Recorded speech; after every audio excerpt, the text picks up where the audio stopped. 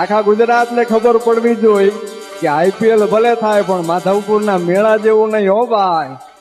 શું તમે જાણો છો કે ગુજરાતમાં એક એવો મેળો ભરાય છે કે જેનું કનેક્શન ભારતના પૂર્વ છેડા સાથે છે? ભારતના પૂર્વ અને પશ્ચિમના સંસ્કૃતિને એક કરતો ઇન્ક્રેડિબલ ઇન્ડિયાનું સૌથી શ્રેષ્ઠ ઉદાહરણ એટલે મારા ગુજરાતના સૌરાષ્ટ્રમાં અરબ સાગરના કિનારે પોરબંદરના ગેડ પંથકમાં આવેલા માધવપુરમાં માધવરાયનો મેળો, એટલે કે ભગવાન કૃષ્ણ અને રૂકમણીની યાદમાં ભરાતો મેળો.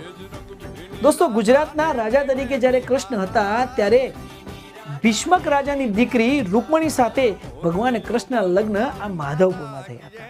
આ રાજા ભીષ્મક એ અરુણાચલ પ્રદેશના મિશ્મી સમાજમાં એ મિશ્મીની પહાડીઓની આજુબાજુ બનેલા. કહેવાનો મતલબ એક જ છે કે બે એવા અલગ અલગ કલ્ચર આ મેળામાં ભેગા થાય છે. પૂર્વની સંસ્કૃતિ પશ્ચિમની સંસ્કૃતિ સાથે મેળ થાય છે. સાહેબ, અહીંયા ચૈત્ર મહિનાની નોમ વખતે માધવરાયનો મેળો ભરાય છે.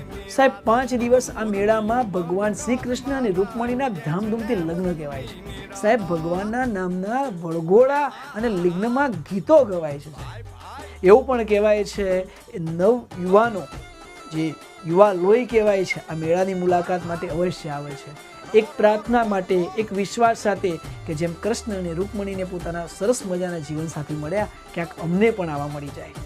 આજે સૌરાષ્ટ્રમાં મેર હોય, આહિર હોય, આ સમાજમાં માધવરાયનો આ મેળો એક અદ્ભુત આનંદનો મેળો કહેવાય છે. આવા ને આવા મેળાઓ વિશે જાણવા માટે જોડાતા રહો ઇન્સ્ટાગ્રામની આપણી આ સિરીઝમાં. નમસ્કાર.